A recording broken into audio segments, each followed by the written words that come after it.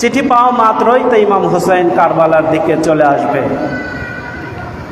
ইমাম হুসাইন চিঠি পেলেন এবং সবাইকে দেখালেন, দেখো ইমাম মুসলিম চিঠি লিখেছে যে এখনকার অবস্থা ভালো, তো এখন আমি যেতে পারি। পরিবারের সবাইকে নিয়ে চিঠি রওনা দেবেন এমন অবস্থায় যখনই ইমাম মুসলিম রহমতুল্লাহ আলাইহি চিঠি লিখলেন, সঙ্গে সঙ্গে ইমাম মুসলিমের যে ব্যবহার ছিল তার ওই কুফার মানুষের এক কথায় পুরোটা উল্টো হয়ে গেল। এখন ইমাম মুসলিমকে তারা মারার ষড়যন্ত্র করলো। ইমাম মুসলিম বললেন, দেখেন আপনারা প্রথমে কি ব্যবহার করলেন আর এখন কি ব্যবহার করছেন। যাই হোক, মসজিদে আটকায় দিল এবং ইমাম মুসলিম রহমতুল্লাহ আলাইহিকে তারা শহীদ করে দিল। আমরা সবাই বলি ইন্না লিল্লাহি ওয়া ইন্না ইলাইহি রাজিউন। এবং ইমাম মুসলিম রহমতুল্লাহ আলাইহি যেখানে ছিলেন তার বাচ্চা দুইটা ছিল, ইব্রাহিম এবং মোহাম্মদ। ইব্রাহিম মোহাম্মদ দুজন বাচ্চা ছেলে। তারা তো জানে না আমার বাবাকে মেরে ফেলে দিয়েছে। যখন জানতে পারবে, কিছুক্ষণের মধ্যেই জানতে পারলো। এবং যার ঘরে ছিল ইমাম মুসলিম এবং তার দুইটা বাচ্চা, সে কিন্তু নবীর প্রেমিক, আওলাদে রাসূলের প্রেমিক। তার দ্বারা এই কাজ করা কখনোই সম্ভব ছিল না যে এই দুইটা বাচ্চাকে আমি মেরে দেব। যখন এইটা বুঝতে পারলেন, তখন ওই দুইটা বাচ্চাকে ওই বাড়িওয়ালা রাতে কাফেলার সঙ্গে পথ ধরিয়ে দিলেন যে এই পথে তুমি যাও, এই পথ দিয়ে তুমি সোজা মদিনায় চলে যাবে এই কাফেলা, তাহলে তোমার হুসাইনের সঙ্গে দেখা হবে এবং ওখানে নিষেধ করে দেবে। দুইটা বাচ্চা কত দূরই বা হাঁটতে পারবে? রাত্রে হাঁটাহাঁটি করছে, ওই কাফেলাটা তারা ভুলে গেল, হারায় ফেললো। সকাল হয়ে গেল, খাওয়া দাওয়া নাই। সকাল হয়ে যাওয়ার পর এখন তো ওই দেশে কুফাতে অলরেডি আলোড়ন শুরু হয়ে গেল যে ইমাম মুসলিমকে মেরে ফেলা দেওয়া হয়েছে এবং তার যে দুইটা কলিজার টুকরা সন্তান আছে তাদেরকেও যদি কেউ এনে দিতে পারে তাকে নগদ পুরস্কার দেওয়া হবে। তো তারা সকাল হয়ে গেল, সকাল হওয়ার পর হাঁটতেছে, দেখেছে একটা মেয়ে কূপ থেকে পানি উঠাচ্ছে, তে এই দুইটা ছেলে ইব্রাহিম এবং মোহাম্মদ তারা গিয়ে কূপের মধ্যে যখন ফুসকি দিল বা পানিটা দেখতে চাইল, তখন ওই মহিলা দেখতে পেল দুইটা, যখন মহিলা কূপ থেকে পানি উঠাচ্ছে তখন মহিলার ছবি ভাবছে। যখনই দুইটা ছেলে ওই কূপের দিকে নজর দিল, তখন দেখতে পাচ্ছে ওই মহিলা যে এ তো দুইটা ছেলে না, এটা নূরের মতো তাদের চেহারা ভাসছিল। এত সুন্দর চেহারা কোথা থেকে পেল তারা? ওই মহিলা জিজ্ঞাসা করলেন, হে বাচ্চারা, তোমাদের বাড়ি কোথায়? তোমরা কারা? এই এলাকাতে তোমাদেরকে দেখি নাই, আজকে হঠাৎ তোমাদের দুই ভাইকে দেখতে পাচ্ছি, তোমাদের পরিচয় দাও। ইব্রাহিম মোহাম্মদ মুসলিম বিলাল রহমাতুল্লাহ আলাইহির সন্তান দুইজন। মেয়ে মানুষ যখন, তখন তাদের পরিচয় দিতে একটু ভয় পাচ্ছিল, তারপরেও তো পরিচয় দিতে হবে। তখন তো ইব্রাহিম মোহাম্মদ বললেন, আমাদের বাড়ি এখানে না, আমরা ইমাম হুসাইন, মদিনায় আমাদের বাড়ি, ইমাম হুসাইনের ভক্ত হতে আমরা এখানে এসেছিলাম। তখনই ওই মহিলাটা বুঝতে পেরেছেন এত ইমাম মুসলিম রহমতুল্লাহ আলাইহিকে তারা শহীদ করে দিয়েছেন এবং এই দুইটা ছেলেকে যে জিন্দা এবং মর্দা পাবে তাকেও তো স্বর্ণ মুদ্রা উপহার দেওয়া হবে। তখনই বুঝতে পেরে মহিলা কিন্তু নবী প্রেমিক এবং আওলাদে রাসূলের প্রেমিক ছিল। সঙ্গে সঙ্গে ওই দুইটা বাচ্চাকে তার যেভাবে নেওয়া দরকার বাড়িতে গোপনের সঙ্গে বাড়িতে নিয়ে গেল। রাত্রে খাওয়া দাওয়া করে ঘুমায়ে রাখলো, মাঝখানে একটা কাপড় টানিয়ে দিলেন। হে বাবারা, তোমরা কখনোই রাত্রের বেলা তোমরা কথা বলো না, চিৎকার করো না, কারণ ওই মহিলার স্বামী ছিল হারেস। ওই মহিলার স্বামী ছিল সন্ত্রাসী হারেস। ওই মহিলা রাত্রে বেলা খাওয়া দাওয়া করে যখন পর্দা একটা টানিয়ে দিল, কাপড়ের ওই পাশে দুইটা ছেলে ইব্রাহিম এবং মোহাম্মদ ঘুমিয়ে আছেন। এই পাশে তার স্বামী কোথায় থেকে তাড়াহুড়া করে এসে বলল, হে আমার স্ত্রী, আমাকে পানি দাও, আমি দ্রুত গোসল দেব। তার মনে ওই হারেসের মাথায় একটাই চিন্তা, যদি ওই দুইটা ছেলেকে আমি ধরতে পারি তাহলে বাদশাহ আমাকে অনেক পুরস্কৃত করবেন, সোনা দানা দিনার দিরহাম উপহার দেবেন। এই একটা লোভ তার মধ্যে কাজ করতেছে। স্ত্রীকে বললেন, হে আমার স্ত্রী, সকাল সকাল ঘুমাইতে যাব আমি, সকাল সকাল আমাকে উঠিয়ে দেবেন। ইতিমধ্যে তার মধ্যে লোভ লালসা কাজ করছিল, কিভাবে ওই দুইটা ছেলেকে পায়, কিভাবে ইব্রাহিম মোহাম্মদকে ওই দুইটা ছেলেকে পায়। ইতিমধ্যে ওরা দুইজন কবুতরের বাচ্চার মতো ইব্রাহিম মোহাম্মদ দুই ভাই গলাগলি ধরে শুয়ে আছেন। এমন তো অবস্থায় ছোট ভাই স্বপ্নে দেখতেছেন ইব্রাহিম মোহাম্মদের আব্বা মুসলিম বিন আকিল এবং দুজাহানের বাদশাহ রহমাতুল্লিল আলামিন সঙ্গে আছেন ইব্রাহিম বিন মোহাম্মদ মুসলিম বিন আকিল রহমাতুল্লাহ আলাইহি। তিনি বলছেন, হে আমার সন্তানেরা, তোমরা আমার কাছে চলে আসো। এই স্বপ্নটা দেখার পর ওই ছোট বাচ্চা চিৎকার দিয়ে উঠেছেন। চিৎকার দেওয়ার সাথে সাথে এই বেঈমান মালাউন মুশরিক এই হারেস তো ঘুমাই নাই, ওই দুইটা বাচ্চার সন্তানে তিনি জাগ্রত হয়ে আছেন। ইতিমধ্যে কান্নার আওয়াজ ভেসে আসে তার কানে। তার স্ত্রীকে জিজ্ঞাসা করেন, ও আমার স্ত্রী, কোথায় থেকে আমি কান্নার আওয়াজ পাচ্ছি? স্ত্রী বললেন, একটু বাহানা দিতে লাগলেন, ও আমার প্রাণের স্বামী, কোথায়কার বাচ্চা কাঁদছে, আপনি কেন এত টেনশন করছেন? আপনি ঘুমিয়ে যান, আপনাকে আমি সকাল সকাল ঘুম থেকে জাগিয়ে ওঠাবো। কিন্তু বেঈমান মালাউন মুনাফিক তো ঘুমায় না, তাদের কান্নার আওয়াজে বুঝতে পেরেছেন। ও আমার স্ত্রী, হারেজ বলছে, ও আমার স্ত্রী, এত কান্না বাইরে থেকে আসছে না, মনে হচ্ছে আমার ঘর থেকে কান্নার আওয়াজ আসছে। তৎক্ষণাৎ ঘুম থেকে উঠে পড়লেন। হারেস উঠেই পর্দার আড়ালে দেখতে পারলেন মোহাম্মদ ইব্রাহিম তারা গলাগলি ধরে শুয়ে আছেন। নূরের মতো চেহারা দুই ভাই শুয়ে আছেন। ইব্রাহিম মোহাম্মদের মাথার চুল ধরে এত জোরে আঘাত করেছেন। ছোট ভাই বলতেছেন, বড় ভাই, আমার বাবা মা আমাকে তো কোনোদিন আশ্রয় দিয়েছেন, কিন্তু এত জোরে চুল ধরে নাই। সঙ্গে সঙ্গে চুল ধরে বলতেছেন, হারেস, এই ইব্রাহিম মোহাম্মদ, আমি তো তোমাদেরই খুঁজতেছি। তোমরা যে আমার ঘরে, আমার তো কোনো কষ্ট করা লাগলো না। এখন আমি তোমাদের যদি রাজ দরবারে পৌঁছে দিতে পারি, আমি রাজ সম্মাননা পাবো, রাজ উপহার পাবো। এই লোভে ইব্রাহিম মোহাম্মদ বললেন, হে হারেস, তুমি আমাদেরকে নিয়ে যাও, কোনো সমস্যা নাই, শুধু আমাদের একবার মদিনায় যেতে দাও। মদিনায় গিয়ে আমি আমার হুসাইন রাদিয়াল্লাহু তাআলা আনহুকে বলবো, ওখানে যায়েন না, ওখানে আমার বাবাকে শহীদ করে দিয়েছেন, আপনি যায়েন না। তে বেঈমানকে ওইসব বানে লোভ যখন তার মধ্যে ঢুকে গিয়েছেন, সঙ্গে সঙ্গে দুইটা বাচ্চাকে তরবারি দিয়ে যখন গলায় আঘাত করতে লেগেছেন, তার স্ত্রী ছুটি এসেছে, ও আমার প্রাণের স্বামী, এই কাজ কখনোই করবেন না। দুনিয়া আখেরাতে আপনার কত সম্পদ লাগবে, কত সম্পদ আপনি চান, এই বাচ্চা দুইটাকে আপনি মারবেন না। এই বাচ্চা দুইটাকে মারার আগে আমাকে দরকার হয় মারেন। মুনাফিক দুই কোনো কিছু মানছে না, তরবারির উল্টা পিঠ দিয়ে তার স্ত্রীকে একটা আঘাত করলো। স্ত্রী ওই দিকে ছুটে পড়লো। ইমাম মোহাম্মদ ইব্রাহিমকে হারেস জবাই করে দুইটা মাথা রাজদরবারের দিকে নিয়ে গেল। এদিকে ইমাম হুসাইন রাদিয়াল্লাহু তাআলা আনহু তিনি তো কুফার দিকে আসতেছিলেন, তিনি তো জানেন না এই দিকে এই অবস্থা, চিঠি পেয়েই তিনি আসতেছিলেন।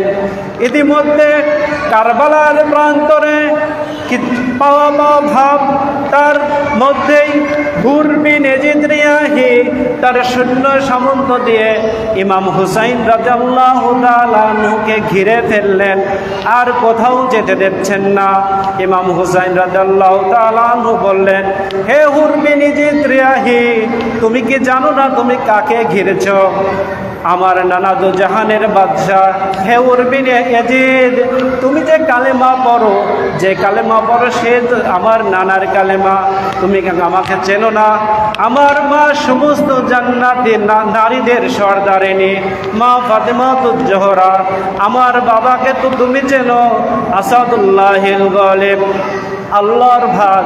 আমার নানা আমার মা আমাকেও তুমি চেনো। হে হুর বিন ইয়াজিদ, তুমি আমাকে কিভাবে ঘেরাও করলে? হুর বিন ইয়াজিদ রিয়াহি বলল, হে ইমাম হুসাইন, আমাকে ক্ষমা করবেন, একটা রাজ পাওয়ার এটা আমাকে মানতেই হবে। একটু হলেও হুর বিন ইয়াজিদের মধ্যে নবীর প্রেম ছিল, আহলে বায়াতের প্রেম ছিল।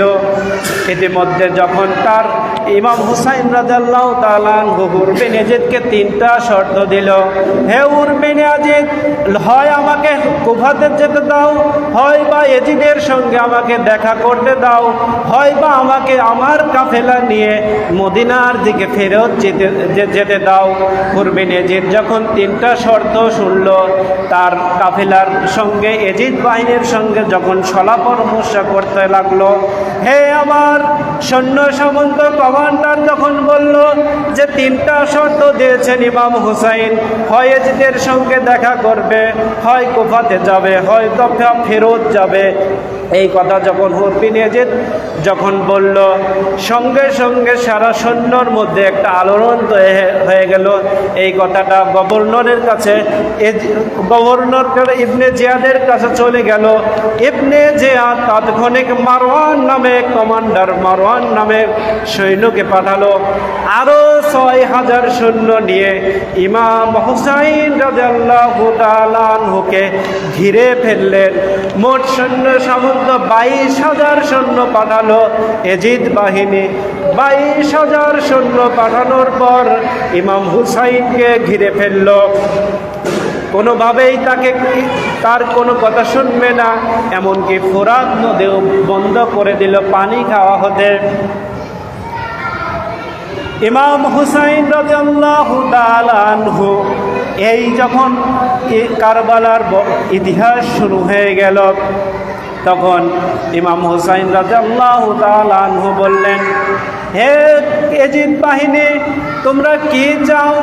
তোমরা কি চাও? আমাকে খামাখা ডেকে নিয়ে এসে তোমরা কি চাও? আমাকে ডেকে নিয়ে এসে তোমরা এত সৈন্য সামন্ত আমাকে ঘেরাও করলে। আমি তো তোমাদের সঙ্গে যুদ্ধ করতে আসি নাই, তোমরাই তো আমাকে বায়াতের জন্য দাওয়াত দিয়েছিলে। ইয়াজিদ বাহিনীর সৈন্য সামন্ত 22000 বলতে লাগলো, হে হুসাইন, নবীর তৌহিদ, আপনার একটাই শর্ত, আপনাকে ছেড়ে দেওয়া হবে যদি আপনি ইয়াজিদের শাসনকে, ইয়াজিদের বায়াতকে আপনি গ্রহণ করেন, তাহলে আপনাকে ছেড়ে দেওয়া হবে। ইমাম হুসাইন রাদিয়াল্লাহু তাআলা আনহু বললেন, সেটা কখনোই সম্ভব নয়। যখন ফোরাত নদী বন্ধ করে দেওয়া হলো, ইতিহাসের লেখা আছে 2 মহরমের 2 তারিখে তারা কুফায় ওই কারবালার ময়দানে 2 তারিখেই তারা চলে যায়, আর শহীদ হয় 10 তারিখে। এই 1 সপ্তাহের মধ্যে তারা কিন্তু কোনো প্রকার পানি খেতে দেয় না, কোনো প্রকার নবীর দৌহিত্র আওলাদের রাসূল, নবীর সাহাবা তাদেরকে পানি খেতে দেয় না 1 সপ্তাহের মতো। 2 তারিখে যেহেতু পৌঁছেছে কারবালার ওখানে, পানি খেতে দেয় না। ইতিমধ্যে শহরবানু ইমাম হুসাইনকে বললেন, ও ইমাম হুসাইন, আমার স্বামী, আমরা তো পানির তৃষ্ণান্ত আমরা তো আছি, তারপরেও আমার কোলে যে বাচ্চাটা আছে আলী আসগার 6 মাসের শিশু, তিনি পানি পাচ্ছেন না, তিনি পানি পাচ্ছেন না। আমার স্তনেও দুধ নেই, কারণ খাওয়া দাওয়া কিছুই নেই, স্তনে দুধ আসবে কিভাবে? এই জন্য এই আপনার আমার সঙ্গে শত্রুতাই থাকতে পারে এজিদ বাহিনীর। এই ছোট্ট শিশু আলী আসগারের সাথে তো কারো শত্রুতা নাই। আপনি ফোরাতের নদীর তীরে এই ছোট্ট শিশুকে আপনি নিয়ে যান, ছোট্ট শিশুকে নিয়ে বলেন নিয়ে যান। হয়তো এই ছোট্ট শিশুর পর মায়া আসলে এই ছোট্ট শিশুকে পানি দেবে। আর আপনি তো কখনোই পানি খাবেন না, কারণ আমরা খাচ্ছি না। শুধু এই ছোট্ট শিশু আলী আসগারকে পানি পান করিয়ে নিয়ে আসেন। ইমাম হুসাইন রাদিয়াল্লাহু তাআলা আনহু তার কলিজার টুকরা আলী আসগারকে যখন নিয়ে গেল ফোরাতের তীরে, আলী আসগারকে নিয়ে বললেন, হে আমার মুসলমান ভাই, তোমরাও মুসলমান, আমার নানার উম্মত, আমিও আমার নানার নাতি। আমার সাথে তোমার শত্রুতা থাকতে পারে, কিন্তু আমার বাচ্চা 6 মাসের শিশু, এর সাথে তো কারো তোমাদের কোনো শত্রুতাই থাকতেই পারে না। একটা শিশু বাচ্চা, সে তো গুনাহগার নয়, মাসুম বান্দা, এর সাথে তো তোমাদের কোনো শত্রুতাই নেই। একে একটু পানি দাও, আমি তাকে পানি পান করাবো। কোনো এজিদ বাহিনীর সৈন্যরা যখন কথা বলছিল না, তখন ইমাম হুসাইন রাদিয়াল্লাহু তাআলা আনহু মনে মনে ভাবলেন, হয়তো এজিদ বাহিনীর অন্তরে মায়া এসেছে, যেহেতু ছোট বাচ্চা, ছোট শিশু, এই শিশুর ভালোবাসা, মহব্বত, মায়া এসেছে, এই জন্য হয়তো তারা কিছু বলছে না। যখনই পানিটা ইমাম হুসাইন রাদিয়াল্লাহু তাআলা আনহু তার ছেলেকে খাওয়াতে লাগলেন, ইতিমধ্যে কোথায় থেকে একটা বিষাক্ত তীর এসে বুকের মধ্য দিয়ে ঢুকে পিঠের অপর সাইডে বের হয়ে গেল। তখন ইমাম হুসাইন রাদিয়াল্লাহু তাআলা আনহু তাঁবুতে নিয়ে এসে বললেন, আমার স্ত্রী সরবানু, তোমার বাচ্চা যে পানি পান করেছেন আর কিয়ামত পর্যন্ত কখনোই পানি চাইবে না। এজিদ বাহিনী কতটা খারাপ, একটা 6 মাসের শিশুকেও তারা ছাড় দেয় নাই, যার কোনো গুনাহ নেই, যাদের ওসিলায়, যার নানার ওসিলায় এই পৃথিবী সৃষ্টি, মানুষ সৃষ্টি, তাকে নির্মমভাবে, তাদের এই আওলাদদেরকে নির্মমভাবে শহীদ করা হয়েছে। খুবই হৃদয় বিদারক একটা ঘটনা। এইভাবে শহীদ করতে করতে অনেকেই সবাইকে শহীদ করে ফেলল। এবং ইমাম হুসাইন রাদিয়াল্লাহু তাআলা আনহু আজকের এই দিনে, শুক্রবারের 10ই মুহররম, যখন আসরের আগে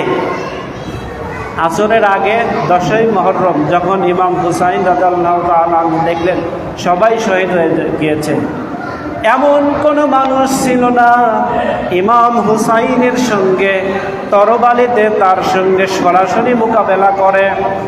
ইমাম হুসাইন রাদিয়াল্লাহু তাআলা আনহু যখন যুদ্ধ শুরু করে দিলেন, একাই হাজার হাজার সৈন্যকে, কাফের বেঈমান মুশরিকদেরকে, মুনাফিকদেরকে যখন মেরে কতল করে দিতে লাগলো, মেরে কতল করে দিতে এমন অবস্থায়, ওরা ছিল 22,000 সৈন্য, কিন্তু এমন একটা সৈন্যর ক্ষমতা নেই যে সরাসরি ইমাম হুসাইনের সঙ্গে সরাসরি যুদ্ধে লিপ্ত হয়।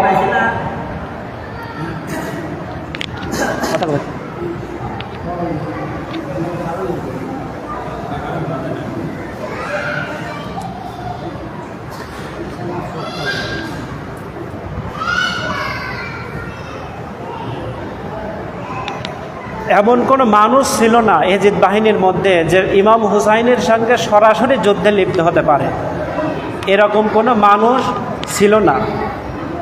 ইমাম হুসাইন রাদিয়াল্লাহু তাআলা একাই যখন হাজার হাজার কাফেরকে কেটে ফেলে দিতে লাগলো, ওই সময় ফুরাত নদীর যত এজিদ বাহিনী ছিল তারা শহীদ হয়ে, তারা বেঈমান হয়ে, কাফের হয়ে কতল হয়ে যাচ্ছিল। ওই সময় ইমাম হুসাইন কারবালার ফুরাত নদী ফাঁকা পেল।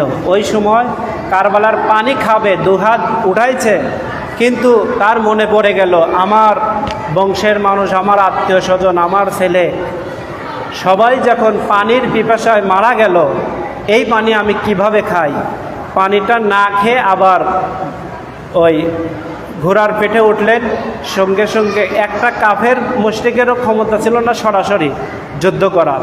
ওই ফাঁকে থেকে তীর বল্লম বৃষ্টির মতো মারা শুরু করলো এবং ইমাম হুসাইন রাদিয়াল্লাহু তাআলা আনহু এই আঘাতে, ফাঁকে থেকে আঘাতে পড়ে গেছে। ইতিমধ্যে পড়ে যাওয়ার পরও যেসব সৈন্য গেছে 10 জনে মেরে ফেলে দিয়েছে। এতটাই, যতক্ষণ জান আছে ততক্ষণ, যখন জান রক্ত পড়া একদম শেষের দিকে, ওই সময় শিমুর এসে তার গলায় ছুরি দিয়ে ফেসাচ্ছে, কিন্তু গলা কাটছে না। ইমাম হুসাইন বলতেছে, এই গলা তুমি কাটতে পারবে না, কারণ আমার নানা এখানে চুমা খেয়েছেন, এই গলা তুমি কাটতে পারবে না। এই একটা হৃদয় বিদারক ঘটনা। ইমাম হুসাইন, ওখান থেকেই ইমাম হুসাইনকে শহীদ করে দেওয়া হলো। ইমাম হুসাইনের মাথা বর্ষার আঘাতে একটা প্লেটে করে নিয়ে যাচ্ছিল একটা পাদ্রী, তাকে ইমাম হুসাইনকে 80 লাখ বা 80,000 দিরহাম দিয়ে ইমাম হুসাইনকে মাথাটা একটা রাতের জন্য রেখেছিল এবং 80,000 দিনার এই এজিদ বাহিনীকে দিতে চেয়েছিল এবং তারা দিয়েছিল। কিন্তু পরে দেখতেছে ওই 80,000 দিরহাম আপনার পরে যখন পাদ্রী থেকে ভাঙায় গুনে নিল, পরক্ষণে যখন ভাগ বাটোয়ারা করলো, ওই সময় দেখছে সব মাটির হাড়ের মতো মাটি, এক কথা আর কিছুই নাই। এই জন্য এজিদ বাহিনী দেখবে যে আমরা স্বর্ণের মতো কিছু পাচ্ছি, কিন্তু আসলে তারা কিছুই পাবে না। যাই হোক, ইশারের নামাজের সময় চলে আসছে 8:30টায়। আমরা আজান দিয়েই জামাত শুরু করব। তার পূর্বে আমাদের ইমাম সাহেব কিছু বলবেন। 15 আজান।